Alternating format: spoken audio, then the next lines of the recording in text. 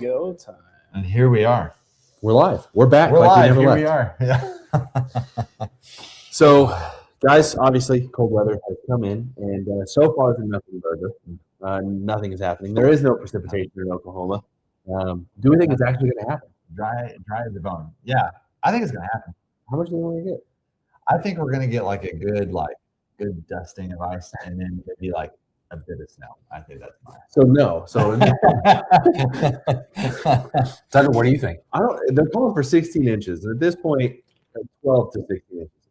At this point, if it doesn't happen, my kids are going to be very disappointed. I think you're going to have more. It's going to be a more visceral reaction than whenever they call for tornadoes, and tornadoes don't happen. Yeah, I heard a guy. I think we were listening to a guy yesterday. He had an audience. Ryan Hall. Was it Ryan? Hall, Okay, yeah. He was like, "It's not I'm not in charge of how much snow you get." Yeah. So I listen. Obviously, like as HVAC people, we pay very close attention to what the weather's doing during, especially during storm season. They're like, how it's going to be, how cold it's going to be, because for the most part, our business is pretty weather driven, and so or weather driven, and so I pay attention to the YouTuber. His name's Ryan Hall. I like him a ton. If you don't know, he provides great information, and it's pretty straightforward, cut and dry. Anyways, he goes over the technical models of weather, and he was basically like, listen, it is a day-by-day process. I told you yesterday, people out in Tennessee, like don't get married to a lot of snow. It's not your snow. It's not your. It may not happen. But I'm saying, as the models are showing right now, that you could see quite a bit of snow. It may change. And he's like, some of you today, I've seen in my comments and my emails that you're mad at me because you're not getting any snow. It's not my fault. Ashley's tuning in. She says, "Hey y'all." Hi, Ashley. Hey, Ashley. Yeah, no. So I think I hope that it doesn't get as bad as what they're calling for, obviously, because like especially down south, like if it does, the last one I watched, they're basically saying like half an inch to an inch of like ice from freezing rain.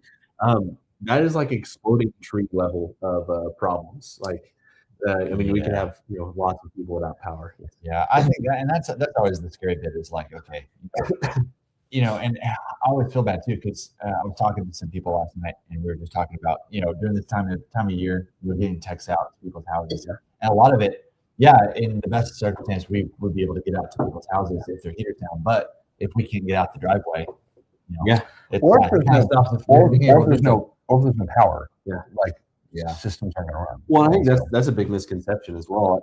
Is like the freezing pipes that happen from this weather is one thing, but because we're going to have such sustained cold, like you're going to lose water, and before you even realize that you have a burst pipe, like we're not going to be able to do anything for you because like it's frozen. We're probably not going to be able to get out of the house. But then two, like we're not actually going to be able to identify where the leak or the problem is at until that water in the line thaws. Yeah, because it's going to be just so so solid. So it's like we're not going to be able to identify it until the ice age.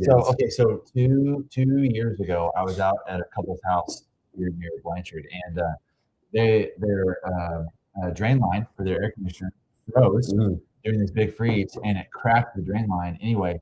And then whenever everything thawed out, they didn't know they had a leak until it had saturated the entire the sheetrock above their bedroom, and the entire ceiling fell in. I remember seeing this picture. So So it's I think it's whenever you get temperatures like this for such a sustained amount of time, it's Oklahoma construction material is not necessarily rated for this level of cold, which is a great segue into like code. So like if you're comparing like infrastructure being built for houses, our homes and our infrastructure is not designed to sustain this amount of cold for a prolonged period of time. And so one thing that you see a lot is like, well, we should make some changes in the code. It's like, okay, well, if you do that, I do want to point out like any kind of increase or change in the code results in costs, and so because it costs money to build infrastructure that is rated for sub-zero temperatures for an extended period of time. And so like as far as like I know housing affordability is a big talking point right now. Keep in mind that like if you're wanting to implement code changes and you're wanting the homes to be built to a certain like insulation standard, that increases the amount of costs that it incurs on homes, on the affordability of the house. So as your kind of conversations that are happening about that, keep that in mind. I just thought of a bonus tip for folks as far as like making sure their house is prepared for the winter, and we didn't put this in our list. So Bryce, we need to add this to next year's list. For those of you watching, Bryce is setting off camera. He does have a mic. He's just over there modding the entire chat and making sure that we sound good. Hey everybody. So bonus tip is one, if you have a heat pump, or two, a condensating furnace. Get some kitty litter, some salt, and pack that around where your drain line exits your house, like where it's draining. Because as it if it's going to continue to run, we're going to have that drain line start to freeze. And as it freezes, it can cause the same problems that we talked about with water lines. It can cause that same problem, but on your condensate line for your heat pump / condensating furnace. So get you some kitty litter and some ice to help mitigate, kind of like basically building an above ground, like wish.com French drain, essentially is what we're going to do. And if you're looking at something like, well, I don't know if I had, like, is my furnace a condensating furnace? A very easy way to find out is if you see your vent for your furnace, if it is made out of metal, it is not a condensating furnace. So this is not a problem that you're going to see. If the vent coming out of your furnace is PVC, then it is a condensating furnace. And so, and the reason we didn't get into technical, vent coming out of it, mening the one that's coming off and out of the attic. Yes. Yeah. So another way you can look at it is like, instead of climbing in your attic, because you can walk outside and say, okay, well, what vent do I have my PVC vent sticking out the attic? But sometimes that's kind of hard to see what that vent is tied to. And so the fastest and most accurate way is to look at your furnace so you can see what. Will's got a comment. Yeah, I got a comment from Nate. Hey, Nate. How you doing? Yeah, so he said, as a homeowner, definitely don't spill your coffee as a homeowner.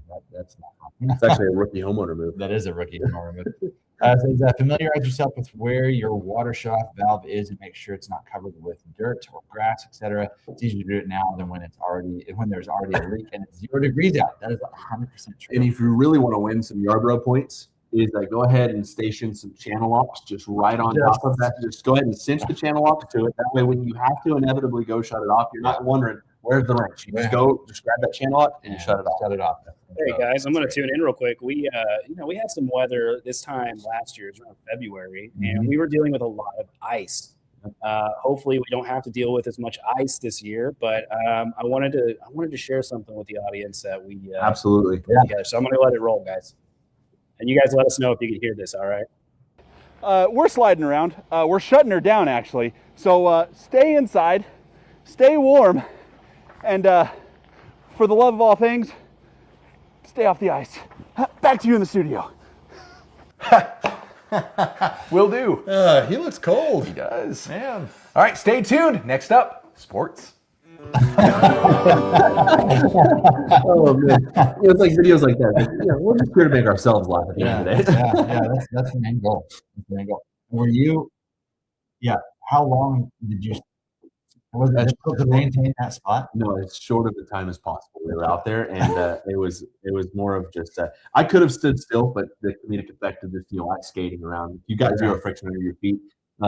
Ultimately, I mean, it probably would have been better for viewership if I took a tumble. Oh, yeah, that would be good. Yeah, the ratings would have. That's like we're just News 9. Basically, we're saying, watch out, we're coming for you. We've got our own broadcast syndication crew here. So if it comes to trying to do forecasting and such, we've got the capability. You just saw what our creme de la creme is capable of. Yeah. But our basis is we go off of vibes and observations. Yeah. Well, I think Bryce came to us, I think that day, and was like, "Hey, it'd be really funny is if we did a newscast and Tucker was out there because you've done some reporting videos before, but then adding me and Colby. Yeah, we've done some fake. Well, speaking of which, Tucker, you had a little bit of the spotlight on you this week, so I kind of wanted you to talk about what was that experience like? We had a spot on News 9. So we have found ourselves in the last couple of years getting the opportunity to go and talk to some folks at the news. And so this most recent one was News 9. It was my turn at the plate to take a swing at it. Dad had done 2, Colby had done 1, and so it was a good time. We went down to a little house that we're building and got to give homeowner tips on what they could do to prepare their house for the impending snowpocalypse that is. Mm-hmm. Yeah. It's funny too, when we were watching it when it came on, I knew y'all had been gone for a while, but it was like maybe 20 seconds to be talking. Yeah. So it's talk about the 30 seconds of fame is a real deal. You sit there, you talk, you give them your all for 30 minutes. I mean, you're just in there. It's a prize fight. You're just swinging at it. You're just trying to mitigate the ums, the stutters, the mishaps, the misspeaks, and to the best of my ability. You're also sick. I'm still coming over a little sickness. So you're giving them the work the best you can, as many metaphors and analogies as you can possibly muster all at once, and they don't use any of them, and they cut you down to 20 seconds. And boy, it is a bummer. So in retaliation, we've started our own. Well, and give News 9 a shout out. We always appreciate the time to be able to communicate. Oh, absolutely. These preparations that homeowners can make to their home. So it's no. I don't want to show any lack of gratitude. Oh, absolutely. No. Grateful to be a part. Grateful to be asked to hop on. It's funny though. It's like you get behind the curtain. It's like how the cake is baked. Oh yeah. And so you don't realize whenever you're watching news programming is like the snippets that you see are cut way down. Because in the field reporter, they're getting 20, 30 minutes of action and journalism going on. And then it's a 2-minute spot of maybe 20 seconds in. Well, I think you said it too. It's news programming. It's so programmed. It's so dialed in. It's like, hey, we've got 20 seconds. We can kind of make this point, and we got to move on. And so, like what Bryce was saying, Tucker was saying, it's a super honor and a privilege to kind of be sponsored and also just the highlight on a local news.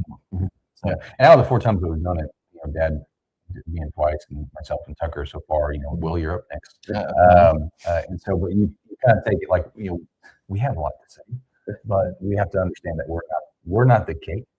Like, we're just this. Yeah. Just, Hey, I'll be sprinkled. Yeah, That's okay. yeah. As long as I choose my color. beautiful little sprinkle. Yeah, no, I mean, I think, and Bryce did a great job. If you check it out, I'm sure either in the comments of this live or on our Facebook, we did a video basically saying, what they didn't air, what the news didn't air, and showing the side of the whole interview cut together of all the homeowner tips that we have. And so it was a good time. It was also it was humorous because we like to be prepared. And so they walked into the house, and we've got lights set up. We've got kind of a little studio set, and I think it caught them off guard just a little bit because Bryce is a control freak, and is a little bit, he's Boy Scoutish. He's ready, so he's prepared for all outcomes. Always prepared. But hey, don't they have in there a YouTube video too about that as well? Yeah, that's what I'm saying. Okay. What the news didn't air. I got you. And Nate just said news channels need to deliver just enough. You gotta get your hand in there like the Boromir, dude. Just enough. Yeah. I mean, hey, let's not talk too bad on the commercials because we're in there as well. Yeah. So Yeah. No, that's however, our commercials are better than those. Yeah, I think really though, like the cold weather that's coming in and getting ready to set on top of us for a while I think it can leave homeowners in a spot where, unfortunately, because Oklahoma construction isn't built to withstand this level of cold, it's kind of a helpless feeling of there's not much that you can do other than just like a small blocking and tackling, those minor things that feel pretty minor whenever you've got impending literal 0 degrees coming in. Yeah. I think, I feel like people have tuned into the news enough just because the alarms have been sounded. So I feel like people have kind of gotten a basic idea of, okay, drip faucets, do all that other stuff. As far as air goes, Cole, you do a lot more like you're in sales a lot more than Tucker and I are. There's some like ductwork stuff that people can do to try to like help create maybe warm spots or anything like that. Or do you have any advice there? I didn't prep you for this question at all. This is just off. No, I would say if there is a room in so this is more or less making use out of a room that's hotter than the rest of the home is like insulate it well. Keep it warm, make a warm room. As far as like making any alterations to ductwork, I wouldn't really recommend doing that, but I would recognize like where specific hot or cold spots are at, and like use that to your advantage. And so, like if you've got a bedroom that's warmer than the rest of the house, and you're like, hey, I might turn that into my master bedroom. I might sleep in there for because that's where the heat is the most efficient in that area, and so that may become the warmest part of your house. And so, so keep in mind those if you do have those hot and cold spots, utilize it to your advantage so that you can sleep peacefully. Safely. So that's as far as airflow is concerned, that'd be my biggest recommendation. I wouldn't necessarily recommend doing any kind of altercation. Alterations. Don't have an altercation with your ductwork, please. I think making ductwork alterations leads to making ductwork alterations leads to altercations if you don't know what you're doing. One thing I think I've seen posted on Facebook that I want to just scream at it to not do is hey, don't bring propane heaters into your house. Don't do that. That's a quick way to get carbon monoxide poisoning, or at worst die. It's funny. We had, whenever I lived in the Middle East, we had propane heaters in the house, and I remember one time it was a really cold winter, and I'd been using that propane heater, and then you develop a little bit kind of a headache feeling. So that's super dangerous. Don't do that. So guys, if you see your private chat, I wanted to bring up something else. It's a really interesting topic. If you lose power this weekend, what can you do to stay warm? And I'm going to throw that up on the screen. The prompt is, if we lose power during the storm, here are 5 smart things you can do to stay warm and safe. And Tucker, if you open that chat window, you can see what we have there. Yeah. So number one, Colby already hit on number one, which is creating that warm room. So if we've got a room in the house that is more heated than the rest, Packing blankets, making sure that we've got all of our warm essentials in that room, and close all the doors, shut the blinds, make sure that we've insulated it to the best of our abilities. And that's probably the biggest one that you could start with. I actually leave the blinds open. I disagree. Really? Oh, Yeah. why? Well, there's two rules of thought. You have sunlight coming through your windows. Obviously, that's a smart way to get heat, natural heat inside your home during the daytime. But That's my argument. when the sunlight, it's Okay, nighttime. Okay, so different parts of the day. Yeah. Because I'm not home during the day. That's fair. Well, but if you're staying at home, and you're at the house, like, and during the workday, like, you got, my thought was like, well, okay, let the radiation. Let the radiation of the sunlight come out, and so, but if you have a really drafty window, then it would make sense to make sure it has weather stripping. Well, make sure you're not gaining or losing energy because of a drafty window. Also, like for example, my window right by my desk is super drafty. And if you've got a drafty window that's like, if you've noticed throughout the summer, stuff like that, you've got like dust or dirt on the windowsill, that's a pretty good indication you've got a drafty window. If you're in the winter, you can probably feel that spot being a lot colder. I think probably packing it with towels or clothes or blankets or whatever, just to help create some sort of insulated barrier around that spot's probably going to be a pretty good idea. Yeah. Yeah. Hand warmers. Hand warmers. Hand warmers. Yeah, just create a powwow in the. Hey guys, you know what? Bryce actually had the notes on here. He said use blinds strategically. Yeah. So Colby and I are same side of the coin here. Yeah. But it's often the case. Yeah. And I think obviously you said don't use propane heaters. But like there are approved safety heaters that you can use inside. So find one of those, use it. I think right now it's kind of a Hail Mary situation though. The stores are pretty barren. I was at Ace yesterday and there was not a space heater, generator, or indoor irradiated heater in sight. So I think we're kind of we're the last ones to the dog bowl here. You know what though? Honestly, I think it's something too that it's the most simple one of all, like layers. Just put on more clothes. To keep that insulated. A camping. This is more of a camping trip, and so if you do have access, okay, don't use your propane gas heater as your stove to heat the house. Do that. However, what you can do is you can boil water, and you can get that water warm, and then you can put that. You can pour that into like an insulated cup, like an Nalgene or like I would be careful pouring into a small plastic bottle. But what you can do is like at night, if you're super cold, you fill that water bottle up with that warm water, and you can put that in with your if you've got like a sleeping bag. And then a lot of people that go camping. You learned this at Outdoor Boys? I absolutely did. It was a good tip. I was like, oh, that was brilliant. Anyways, it stuck with me. So in the circumstance that and this is great. Especially if you got like little kids that you're like trying to keep warm, that like you'll cuddle them and do what you can.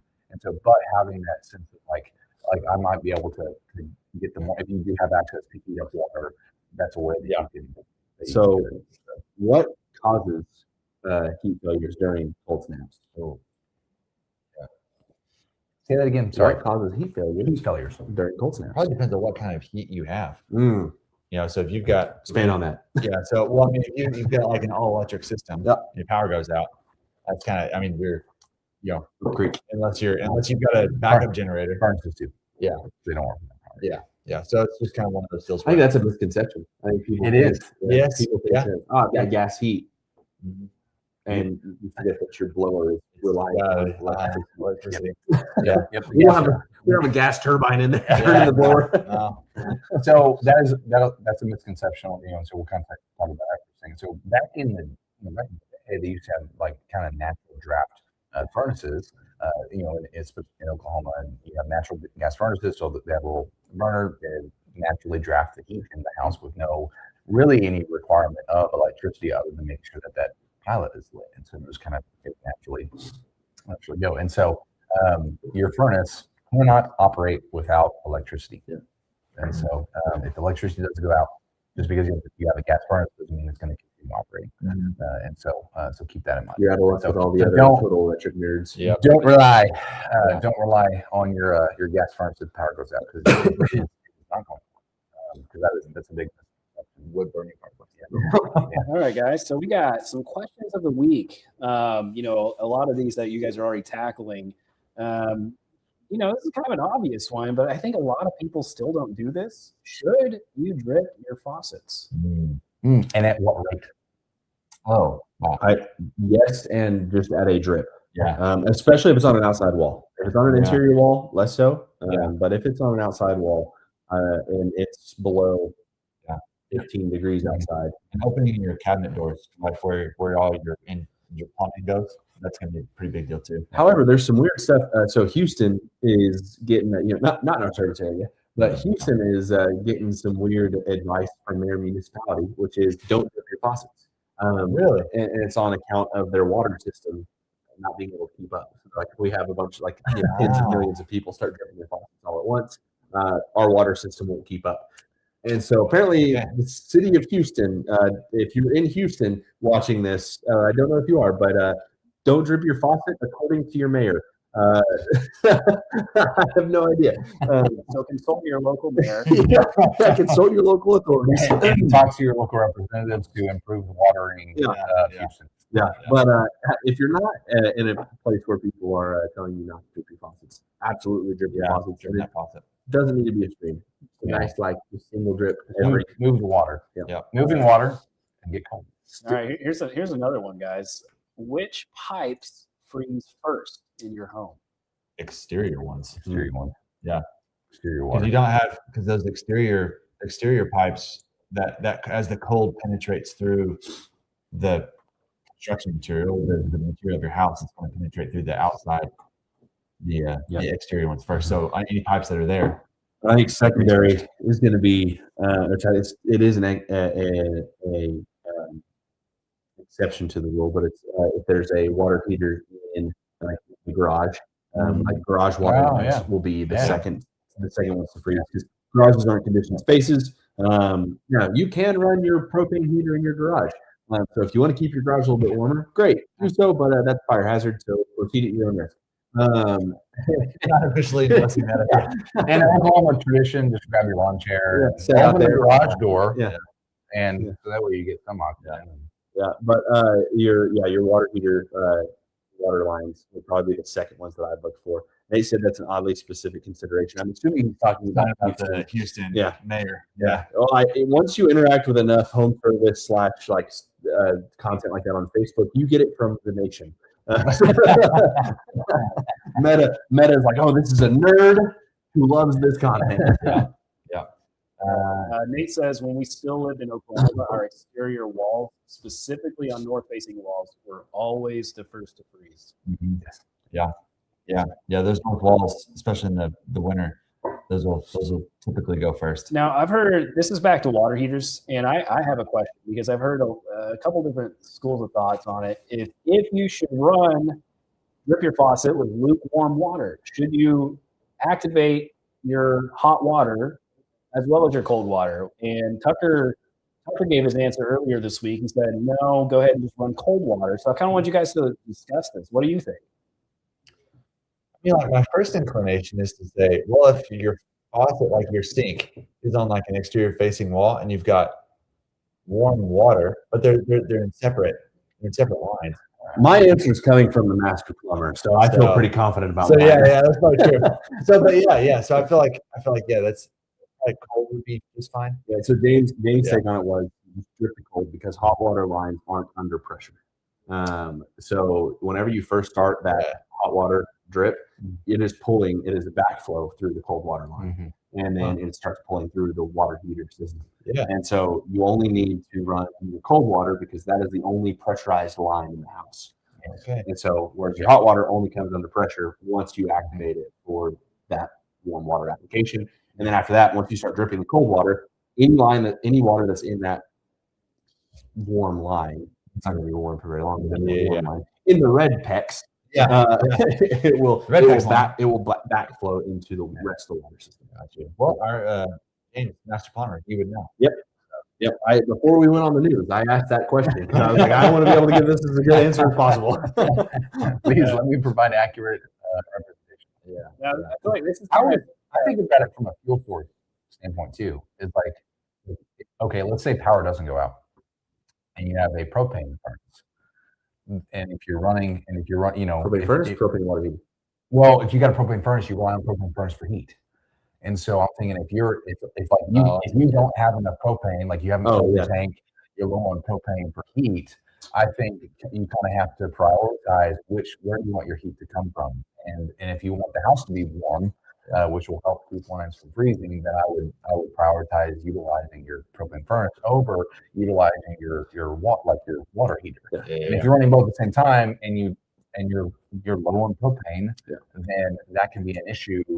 Like you can run your tank out if you're not careful. And so, now keeping it at a drip, probably not going to do a whole lot. You're probably not going to use a whole lot of fuel to do that source. But I think of that just if I'm trying to be as conservative as I can to maintain my fuel source. It's not an either-or situation because what James talked about, it being under pressure, the warm water side not being under pressure is going to allow us to make sure that both sides stay nice and clear, and we don't have the added stress of potentially running out of fuel or running up our electric bill. And I wanted to bring up something else we discussed is like the 50% rule, Tucker, on your water heater. If you want to kind of discuss that for folks who are experiencing issues with their water heater, if they're in between a repair versus replace kind of conversation, what is the 50% rule? Yeah, so the 50% rule, it's, we are real big mathematists in the trades world and do things real sciencey-like. And the 50% rule is basically saying if your water heater is out of warranty, most water heaters warranties are between 5 and 8 years. If your water heater is out of warranty and the cost to repair is greater than 50% of a new one, then we just need to go ahead and replace it. You're better off. You're going to be better served. It's going to take better care of your family. You're going to have a new warranty and a water heater that you don't have to worry about making another repair on in the very near future. So like for us, a 40 or 50 gallon natural gas or propane water heater, which is the majority of what we see, is going to cost somewhere around $2,600 to $2,900 depending on application. So it doesn't take much to get to that 50%.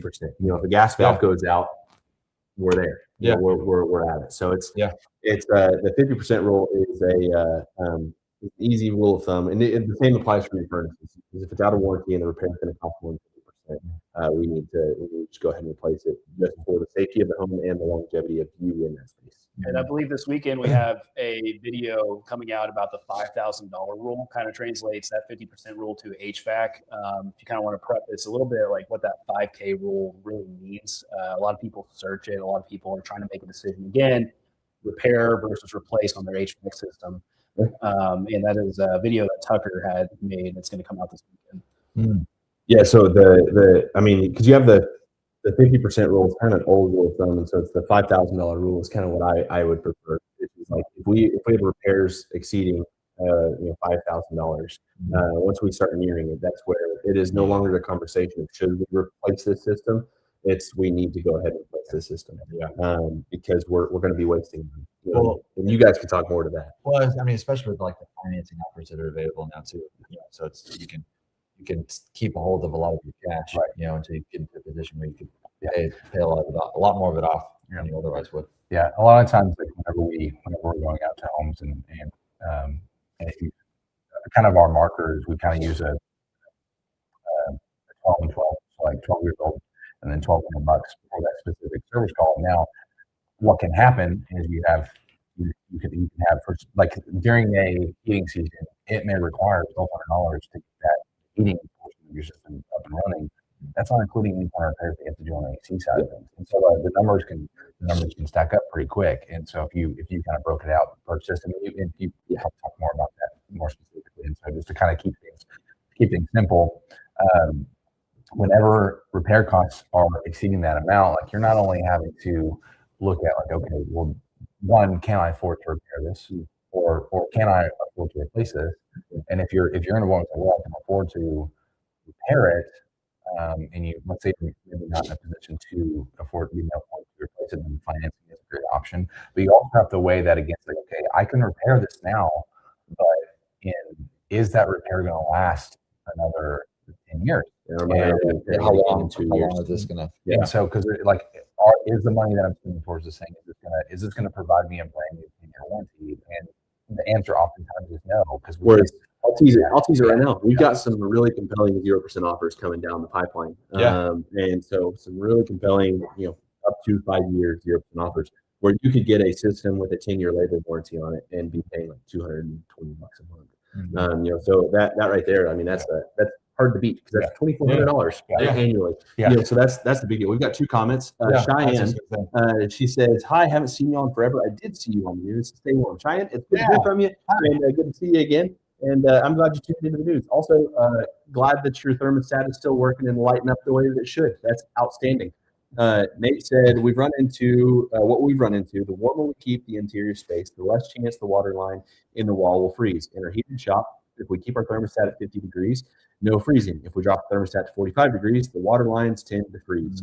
You're like, basically, you're describing the water bottle. I don't know if y'all have ever got a half frozen water bottle and you slam it, and then all of a sudden it turns to ice. You're riding that line. So something we didn't really tell the audience is that, you know, this is the half hour. This is the home service half hour. This is lunchtime. So I got a real question for you guys. We're going a little long. I still have some things on our list I really wanted to tackle. Okay. Are you guys good until let's do this for about 6 more minutes and we'll wrap up 12:10? Sounds great. Sounds good. Awesome. I would be sad if we cut it short. We're you know, this is the home service half hour where time doesn't exist. Well, this is the inaugural one. We're not capable of doing anything for just 30 minutes. That's true. So this is an interesting conversation. It kind of gets into what I think is it kind of a home's R-value or its insulation. How fast does a home cool down without power? So let's create the scenario. The Arctic blast hits your home this weekend. Power gets cut. That's the worst case scenario. You don't have any means of heating. You don't have a generator. What's a typical home? How long is it going to retain that heat before it starts freezing? This is such a good question because it depends. Let's talk about thermodynamics. All right, is the wind blowing or is it staying still? Because that's a difference. So you guys chime in, but here's what so if your insulation, right? So if you've got, let's say R30 insulation. Okay, so the 30 is a representative number of how long it takes for heat to transfer through the top of the insulation to the bottom. So if you've got, let's say you're doing really good. You've got R50 insulation. You've got cellulose, that gray fluffy stuff up there, and it's R50. You've got 15 minutes until heat starts transferring through that insulation, and that's not counting. That's not counting any walls, doors, windows, anything like that. Or inverse, heat starts leaving. Or heat starts leaving. So I think it's a lot quicker than most people realize. I mean, you as soon as we stop adding heat to the space, we're going to have, especially because most homes do not run positive pressure. Most homes run negative pressure, meaning air from outside infiltrates in faster than our air that we're running in the house infiltrates out. And because most houses run at a negative pressure, not only are we having the R-value conversation where we have to talk about how quick is the temperature outside going to infiltrate in, but now how fast are we going to suck in the air from outside because the house runs at a negative pressure. Okay, last question, guys. When should homeowners call for service? As soon as possible. Well, I would say the best answer to this question is to sign up for a preventative maintenance agreement. Oh my gosh. Pay the man his money. Look at that. That's what I would do. It's a great answer. And the reason, and let me give my preference why. So one, obviously, there's some perks for us, like we provide some incentives for having maintenance agreements. Two, the purpose of preventive maintenance is for us to be able to go ahead and replace those items. For us to replace those items, like on system, because we can measure like wear and tear on the system. We can use obviously voltage drop. We can give it the technical size. That's why we use the parts may fail. We can replace those parts, and whenever it's nice outside during the shoulder seasons, because we typically come out 2 times a year. Those 2 times is in spring and fall, and so we can kind of prep for summer and winter. We can replace those items and at a discounted rate, and allow for you to have a more reliable system going into that specific season. So, my answer to that question is the best time to call is to preventive maintenance.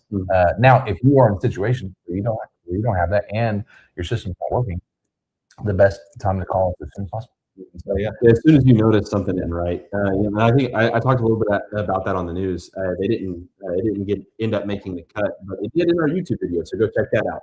But the thing that I said was essentially the customers that we see on the front end of a storm like this versus the back end are like two different sets of customers. Yeah. So we've got the preventative thinker, the planner on the front end, and we're going to be able to take care of their problems for $300-400 more than likely by the time we winterize the house, versus the customer that we meet during or after is we've had either a water line freeze and burst, heater completely fail, things like that. And so you've got those two types of customers. But as soon as you notice something isn't right, or like you've got weird noises, strange smells that aren't your family, because we've gone without power or hot water, so we're not showering. But if you're noticing those things, it's gotten rough. it has. But as soon as you notice, hey, something isn't, we got no food, we got no jobs. But as soon as you notice something out of the ordinary, call, get on the schedule, and I've got a question. Yeah. Oh, yeah. I've got a question. Do problems fix themselves? no, never. If you have a problem that caused you to call for a service call and the problem seems to have mitigated itself and fixed itself, it is only temporary. It's a false flag operation of your home comfort system. They're trying to lull you into false sense of security. Yes. Often, and I bring that up because oftentimes we will have customers call in and they'll call in and go, hey, problem will fix itself. And rarely does that happen, because oftentimes a reason why a system is broken down, it's a system's life is pretty repetitive. And so that problem is more than likely statistically going to happen again. And the worst thing you can do is, especially when we got a big storm like this, and you're calling, hey, the problem fixed itself. And we're on the eve of 125 hours below 10 degrees. Yes, yeah.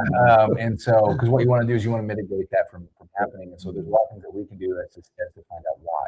And so if for whatever reason the problem seems to fix itself, that's kind of where preventative maintenance comes. I mean, there's a very slim, needled eye that you've just you're living on grace enough that it did fix itself. Yeah. Or maybe you just had more perception and you thought there was a problem that day.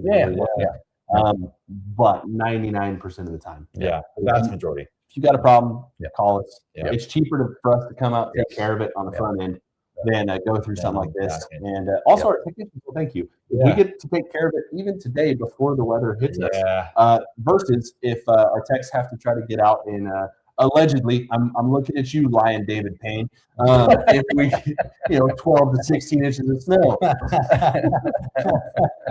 Making enemies on the first guys, as we close out, I wanted to kind of cut to the center of what a lot of people are going to be wondering this next week. What's our schedule going to look like? On the news, Tucker said, he wouldn't be surprised if it ramps up by 50 to 100% in terms of calls that we're receiving and booking. What's the outlook for next week? What can people kind of expect as they deal with all of this weekend and coming to next week?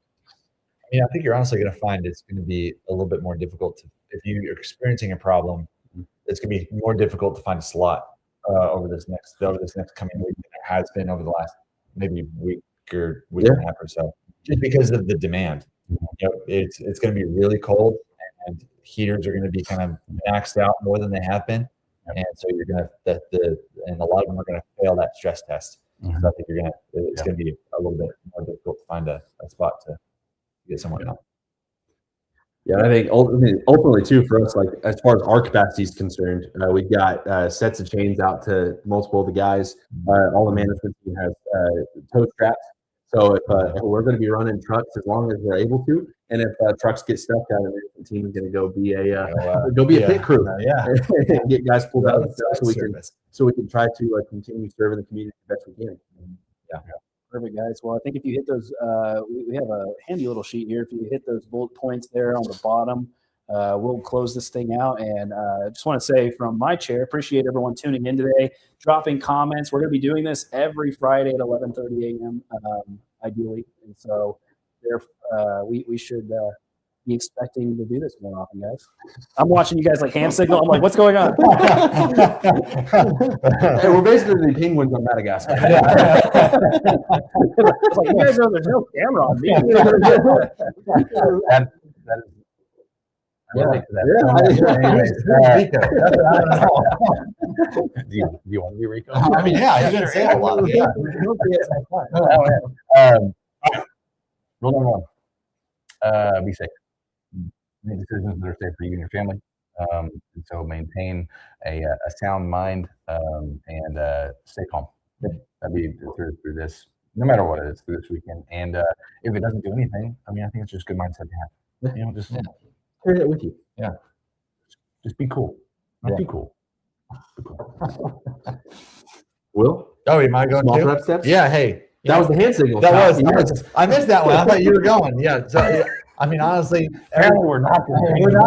Where is Rico? I am Rico. Everything we talked about. We have no wings there. That's everything we've been talking about so far. The small prep steps, you know, as far as just getting your home ready, that's going to go a long way. You know, and I was listening to a leadership kind of training today, and you know, they're talking about, you know, any decision, even if it's a bad decision, is better than no decision at all. So anything you do to help your house get ready for what's coming, even if it doesn't wind up working, it's better than you doing absolutely nothing at all. So just listen to all the advice that's been given as far as this conversation's going on the news, take action, and just, you know, do the very best you can. As we close, Nate left us with a great last tip, which is if somebody finds himself with a water leak and can't get the water shut off, most fire departments will come out and shut down the water to prevent further damage. Just call the non-emergency line, and you can do so by Googling, you know, fire department, your town, and then click call. And don't use 911 for that. But if you call the non-emergency line, somebody will come out and help you out for sure. Yeah, this coming from a former firefighter. And so, but guys, this has been the home service 3/4 hour, and we will be back next week with a recap on the storm and to do what the news does, potentially talks of another snowstorm moving in. We'll see you next time. Sports.